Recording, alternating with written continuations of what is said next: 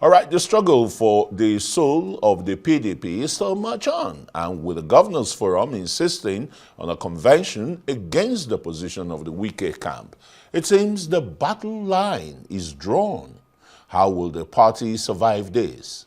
Dr. Sam Amadi, Director, Abuja School of Social and Political Thought, and a RISE analyst, joins me now to unlock the imbroglio in the PDP, so to use that word. Thanks very much, Sam. Thank you.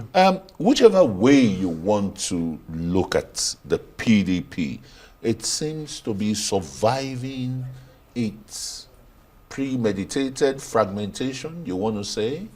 Yeah, I think so. I think every day it looks like it's getting infusion of blood. It's looking headier than it was a month ago.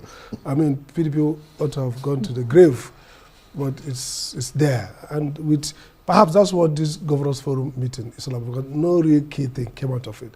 It's bonding. It's a process of kind of solidifying the resolve of those who want to resuscitate PDP. And the resolve that the convention in November must go on. So on the kudos, I think PDP is now, perhaps if it was 20% opposition party, it has gained strength.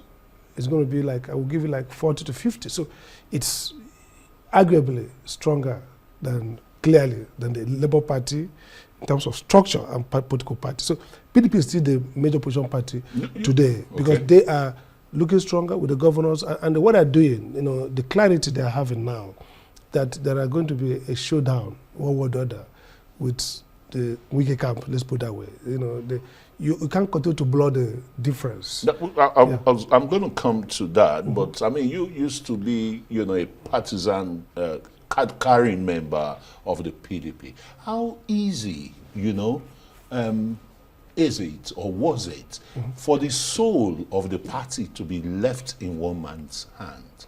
Well, considering the contributions of the protagonists. For example. First, I served PDP government, Senate, Foreign Affairs, and NEC. So even though I didn't quite partisan. But again, you're right. That was a party we served. And then, strong.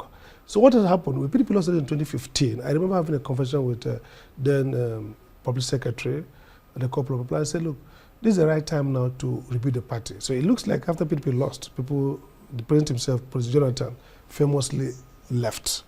Obasanjo had already left, publicly tore his membership card. Ken Namani, who was my boss when he was Senate President himself, left. So that was the beginning of the downfall of PDP. It was left for Governor Wike and a couple of persons. First, they brought Sheriff, it was a disaster. They find a way to get him out. Wasn't he a mole there then? It was a disaster. That was a disaster. They brought, because they were actually fishing for people. There had no clarity. Now, instead of building, carefully, structurally, they were looking for heavy hitters to just go to primary. That's the problem. So when there's no election, off-season, off-election cycle, the PDP should have sat down to rebuild the party. They're always waiting for time of primary. So the guy who financed the rebuild finances it with a tendency to get a ticket, and that's what happened. So this guy to have control of the party. This guy then financed the party, put in executive officials, determined caucuses in different states. But you have to give kudos to the FCT minister, Nyesom Wike, because, I mean, about 8 years ago, it was like the lone voice, the lone, you know, insulator for the PDP, financier and everything, when that party's soul was denigrated. So that's the problem. So he financed, he did everything great, and he has a sense in which this is my party. That's the first thing. And maybe inevitably, if he financed it, if he paid the bills, so he would feel it's my party.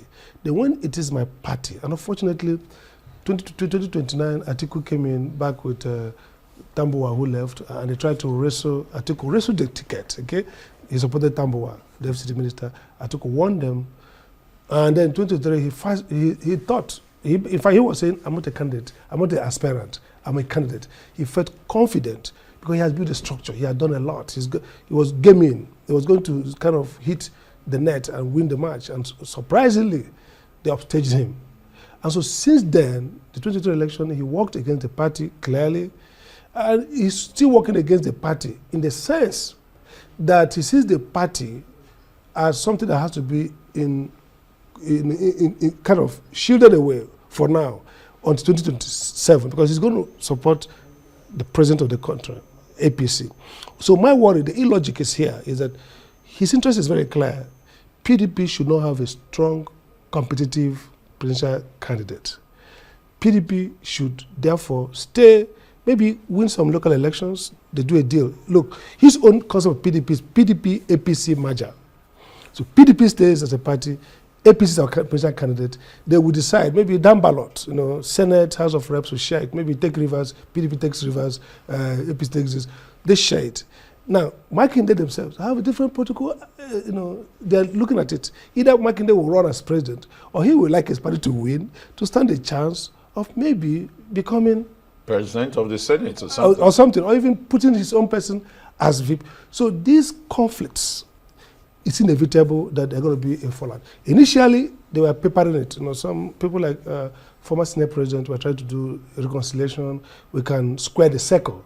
But the circle cannot be squared in this context, because one thing has to give way. Either the PDP rebuilds, as they're doing now, as a strong opposition to President Tinubu's party, APC, which is now Wike's party by virtue of default and engagement.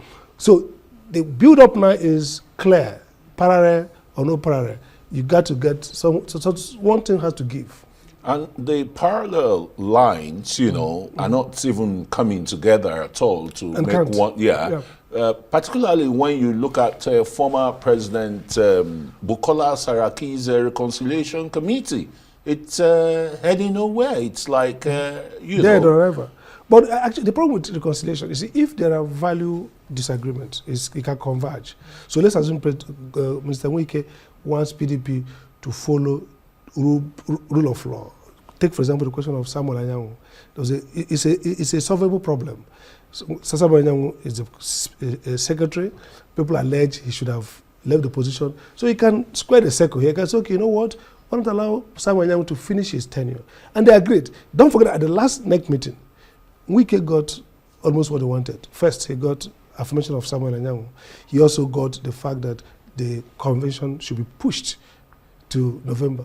But what has changed then is that now the governors forum are now strong, insisting on that, and they know the zoning formula and all the things will work against one party or the other. So at the end of the day, like the Prime Secretary said, the party has a constitution, has a rule. And if they follow their rules and constitution, then INEC, and that's the key point here, everybody is playing this game, the shadow they're playing, because INEC has not proved to be independent and firm. Okay? If INEC was a manager of rules that is independent, INEC knows the process that triggers what. It doesn't matter what you people fight politically, you get the point. But the team, the convention will hold, and the team that wins by the rule, INEC will affirm it. So Wike's strength or Makinde's strength or Saraki's strength or anybody's strength in Nigerian politics is because our rules are not clear. And the regulator is totally, either corrupt and also not fair. So if the regulator is fair, this is a convention, this is the NEC, this is the governors forum, these are the authoritative. By the way, Minister Wike, powerful guy, is not the governor, he's not a NWC member. So if he feels otherwise, his voice shouldn't carry the day. What carries the day is the neck of the party that has the process of decision making, and the NWC of the party elected, the secretary, the acting chairman, the political secretary, they decide. And so if that decision is in line with the rules, INEC will affirm it. But the problem we have here is that we don't know what INEC stands for. So tomorrow, there'll be a curveball. It goes to the Supreme Court, and Supreme Court will say... no candidates. Party, Supreme Court will throw the ball and say, it's party affair. Yeah, it's party affair. What is a party affair? When there's a dispute as to what the party has done, you have to interrogate that dispute and say, this is right, this is wrong. So we are in an era, we're in a terrain where there are no rules and no clarity. And so So one person can And hold that down. seems to be affecting Nigeria's democratic development. Look at Labour Party, the same thing. One person says, I don't agree. What's the implication of all this? I mean, in the presidential election, for example. Three things are if happening. INEC has said that it doesn't recognize the present leadership of Labour Party, and Abure is insisting, and his group, that they are the authentic leaders. See, what is the implication in 2027? Is incorrect. If INEC says, I don't recognize A, then they should recognize B. But neither A nor B. And so there's a build-up, confusion. So suddenly, the tenure will expire in sometime in November. If they don't resolve it, a new guy will come. We don't know what he's going to look like. He might now strike the gavel on the wrong side.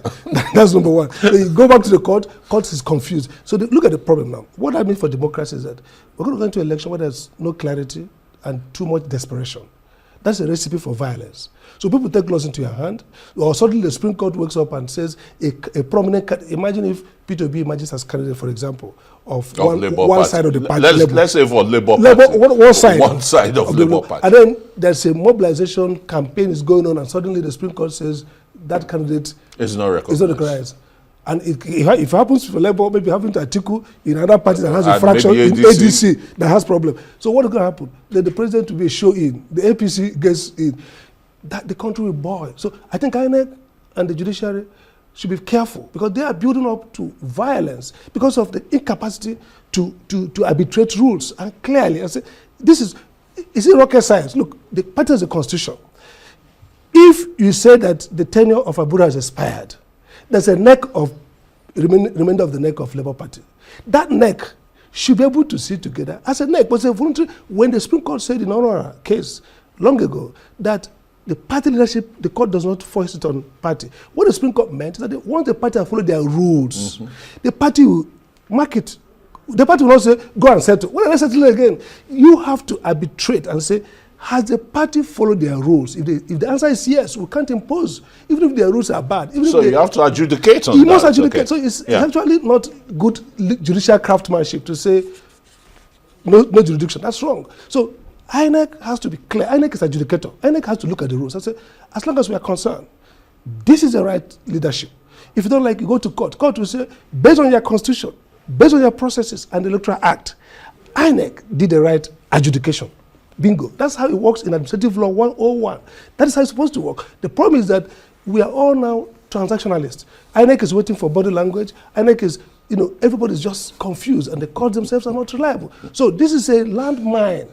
In 2027, we woke up one morning and see that the 3 or 2 presidential candidates have no tickets, are not on the ballot.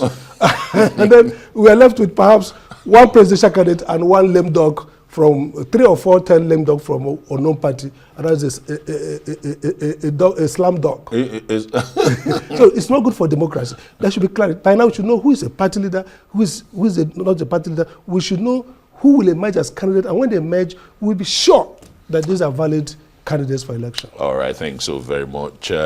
Dr. Sam Amadi, Director, Abuja School of Social and Political Thought, and Arise Analyst, for coming to shed light on the new development in the People's Democratic Party, PDP.